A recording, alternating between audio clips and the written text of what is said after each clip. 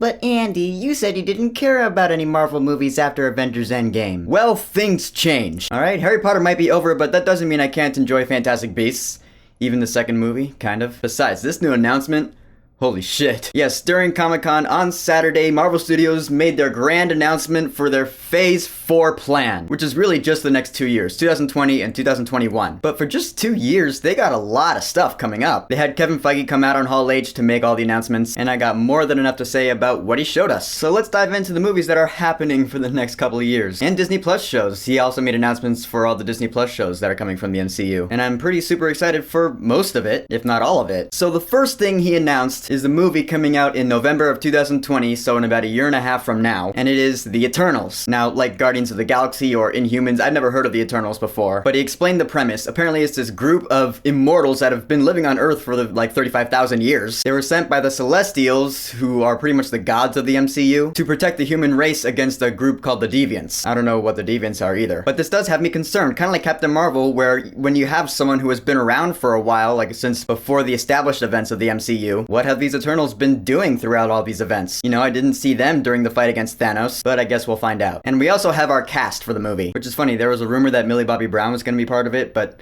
I guess it's not true. Who we do have, though, we have Salma Hayek, who is still looking really hot. Angelina Jolie, alright, she's a big star. I also think it's pretty cool that we have our first deaf superhero. When she was asked a question on stage, she did her answer in sign language. Pretty neat. So yeah, that's The Eternals coming out in about a year and a half. The next thing that was announced was the first Disney Plus show we'll be getting, The Falcon and the Winter Soldier, in the fall of 2020. Now, of course I'm excited as hell for this show. Falcon and Winter Soldier make a pretty damn good team. Their chemistry is probably going to be awesome. They're probably going to banter back and forth. Anthony Mackie is just a really charismatic dude. If you've seen him in any interviews, he's hilarious. He walked out onto that stage with Captain America's shield in hand. It looked like the real thing, too. And the fact that the new logo has Cap's shield in it pretty much means that, yeah, Sam Wilson, the Falcon, is gonna be the new Captain America. Is his outfit gonna have, like, the star on it? I don't know. Should be pretty cool, though. And we have Daniel Bruhl returning as Baron Helmut Zemo. There was video of him they showed at Comic-Con of him, I think, in the full, like, purple Baron Helmut Zemo mask, which is pretty sweet. I wonder if those trigger words are gonna work anymore. I'm kinda doubting it at this point. And I thought it was confirmed that Emily Van Camp was gonna be returning as Agent 13, but I guess maybe not yet. Maybe the pen's not on paper yet. I am hoping that's the case, though, because she's really hot, too. Alright, the next announcement for the next movie, that's going to be in February of 2021, and it is Shang-Chi and the Legend of the Ten Rings. Yeah, I thought it was pronounced Shang-Chi because that's how it looks, but with the accent, you gotta say it with the accent. Shang-Chi. And hey, look at that, the Ten Rings are back! Yeah, I'm pretty sure you know this already, but the Ten Rings have been around the MCU since the very beginning. They're the original bastards who kidnapped Tony Stark. So now, finally, 12, 13 years later, we're gonna delve into what the Ten Rings actually is. We had the director, Daniel Cretton, come out. We met our main star, Simu Liu, who was just cast like a week ago.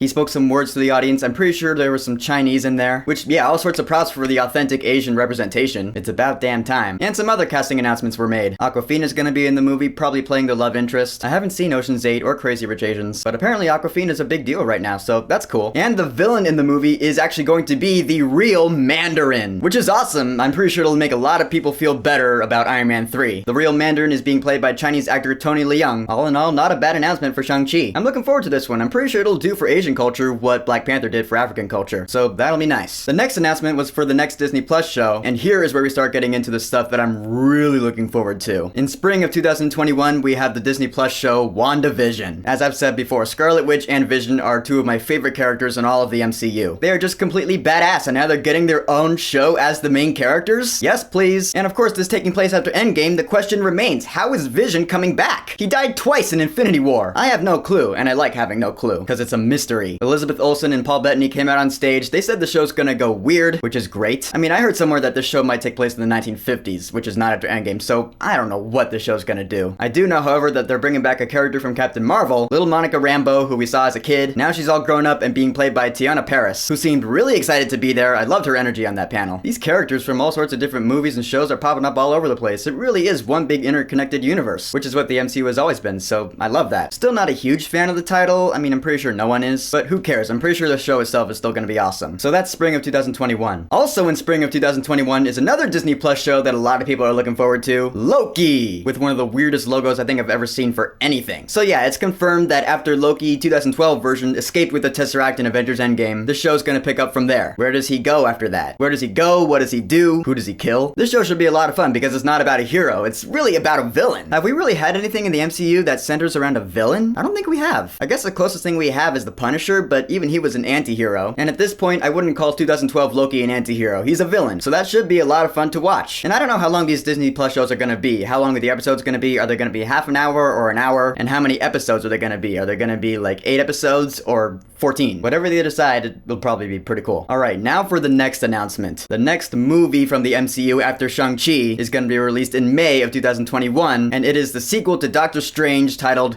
Doctor Strange in the Multiverse of Madness. Holy shit, this is the one I'm looking forward to the most out of everything that was announced here. In fact, it's so high and far above everything else, it's uncanny. Seriously, the Multiverse of Madness? Holy shit! Yeah, Mysterio may have lied about a multiverse, but no, the multiverse is a real thing. Normally, I'm not a huge fan of the concept of multiverses, but if it's with Doctor Strange, I can forgive it because it's Doctor fucking Strange. Scott Derrickson is returning as director, and he said that this is gonna be the first scary MCU movie, which tells me they are just committing, they are just diving headfirst into the gothic horror element of Doctor Strange's world, which I love. Just give it all to me. I'm a sucker for badass visual effects. And not only is Scott Derrickson coming back, but we're also gonna have Scarlet Witch come back and be a main character in this movie? So we have Doctor Strange and Scarlet Witch going on a horror gothic adventure through the multiverse of madness? This is going to be the most visually orgasmic MCU movie ever. Seriously, it's gonna be awesome. I mean, I would say if you added Mysterio to this movie, it would be even better, but honestly, I don't think you need Mysterio in this, because he's not real magic. Doctor Strange, Scarlet Witch, they're real magic. I feel like Mysterio wouldn't last 5 minutes in this movie. So yeah, Doctor Strange, Scarlet Witch, Scott Derrickson, Multiverse of Madness, let's do this, man. May 2021 can't come here soon enough. The next announcement they made was the first Disney Plus animated series from the MCU, and that is What If. And this is probably the one I'm looking forward to the least. I mean, I'll probably check it out, but I mean, it's an animated series. It is MCU canon, so to speak. Plus, it's gonna have Jeffrey Wright voicing the Watcher, so that's pretty sweet. But I mean, it's what if, you know? Alternate versions of events that have transpired in the MCU. I do like the fact that they have a lot of the original cast coming back to voice act. That's nice of them. But honestly, it's whatever. Summer 2021. The next announcement was the last Disney Plus show they announced for fall of 2021, and it's Hawkeye's own series. And they had Jeremy Renner come out, and he was high-fiving all the fans. So basically, this show's gonna be about Clint Barton passing the mantle of Hawkeye on to a new character, Kate Bishop, who has been a fan favorite in the comics for a while. Jeremy Renner called Kate Bishop the better version of Hawkeye. So I am wondering who they're gonna cast to play her. Again, should be pretty cool. It's not one of the ones I'm looking forward to the most, but I'll check it out for sure. And then, the last movie in the timeline that was announced was one I didn't really see coming. I mean, I know it was talked about a little bit before Comic-Con, but I was like, okay, yeah, alright, well, we'll see. Nothing like this has really happened in the MCU before. But no, it's happening. And it's Thor: Love and Thunder. Yeah, a fourth Thor movie. Which has me scratching my head. I'm like, wait a minute, didn't Thor join the Guardians of the Galaxy at the end of Avengers Endgame? Like, I thought we were gonna have Guardians of the Galaxy 3 with Thor in it. Well, I guess not. And also, I'm not sure how I feel about this title. I mean, Love and Thunder? What is that? But I will say that that is a sick logo. Seriously, it looks right out of an 80s Metallica album cover. It looks awesome. And actually, I like all the announcements they made about this movie. Taika Waititi's returning to direct it, which I like that Chris Hemsworth is genuinely excited about playing this character because Taika Waititi revitalized his interest in it. Like, Chris Hemsworth was getting bored with playing Thor until Taika Waititi came along and did Thor Ragnarok with him and pretty much changed Thor's character entirely. It's pretty much what Thor said at the end of Endgame to Valkyrie about how it's time for me to be who I want to be rather than who I'm supposed to be. So now Chris Hemsworth and Taika Waititi are teaming up again for our fourth Thor adventure. And also Tessa Thompson is coming back as Valkyrie, and I love what she said about her character here, that as new King of Asgard, she's gonna find herself a queen, confirming Valkyrie as the first LGBT character in the MCU, which I think is completely badass and awesome. Because I love Tessa Thompson, she's a badass. I love Valkyrie, she's a badass. And now she has come out, which is badass. My question is, who could possibly be good enough for her? Like, no one. And one more announcement they made about this movie is that it's gonna be introducing female Thor, aka Jane Foster. Yes, that is right, Natalie Portman is coming back to reprise her role. To which I was like, oh, okay. She wasn't that great in Thor and Thor the Dark World, but the fact that they're making her Thor in this movie makes me go, alright, well, maybe she'll finally be interesting. I guess we'll see. Honestly, she didn't look too excited holding that hammer. She looked pretty daunted. She was like, oh my god, what am I getting into? Once more into the breach, my dear Padme. So that was the last thing in their timeline they announced, but then they went back to the beginning of their timeline, kinda like they did did in their Phase 3 announcement a few years back, and announced the next thing coming from the Marvel Cinematic Universe for us. On May 1st, 2020, we are getting our Black Widow solo movie. Alright, yes, it's actually happening. In fact, it's already been shooting for about a month. They confirmed that this movie is actually going to take place between Civil War and Infinity War. It's going to delve into Natasha Romanoff's past, but I'm just like, why? Why is this movie happening? We know her fate already. She died in Avengers Endgame. So who cares what she did between Civil War and Infinity War? But hey, you know what? It's happening. Might as well try to enjoy it. And they brought up the director and the cast. David Harbour's gonna be in it. And he was so enthusiastic at that panel. He was probably the most enthusiastic out of everyone. I loved it. And his character's name is Alexei,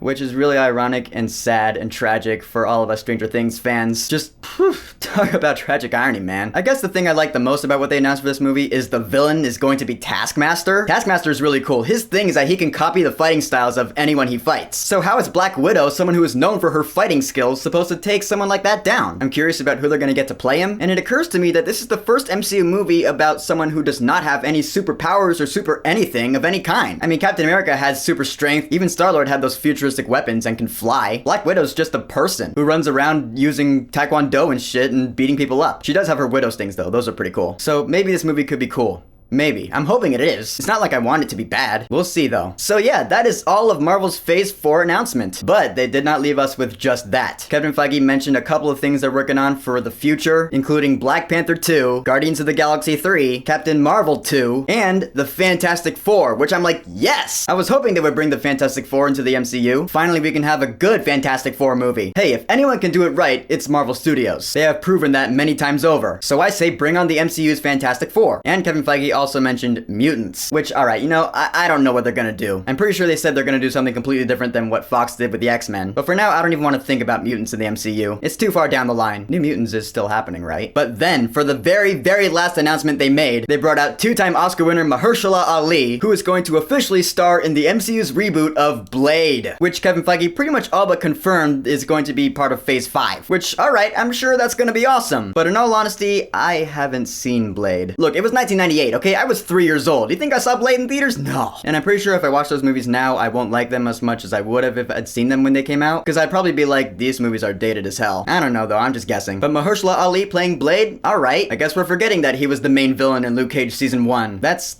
okay. I mean, Luke Cage Season 1 was really good, and Mahershala Ali was a great villain in it, kind of. But you know what? Those Netflix shows were canceled, so who cares about them? Nah, in all honesty, I'm pretty sure Mahershala Ali is gonna be badass as Blade. They didn't even give a release date for it, they just said it's happening. So we'll see. And that is it. That is Marvel's Phase 4 announcement. The next 2 years of glorious entertainment from the Marvel Cinematic Universe. Maybe I won't take it as seriously as the Infinity Saga. Maybe I will. Who knows? I imagine it all must be leading to something. I mean, there were no big team-up movies that were part of this announcement. Looks like everyone's just kind of isolated and doing their own things in Phase 4, which is different, which is good. Let's not make it the same story as before. Let's deviate. Because what is life without that variety spice? I honestly am pretty excited for all that Marvel goodness, especially Doctor Strange. That's gonna be awesome. So the Marvel Cinematic Universe's Phase 4 announcement. What are you looking forward to the most? Whatever it is, go ahead and leave a comment. And don't forget to subscribe.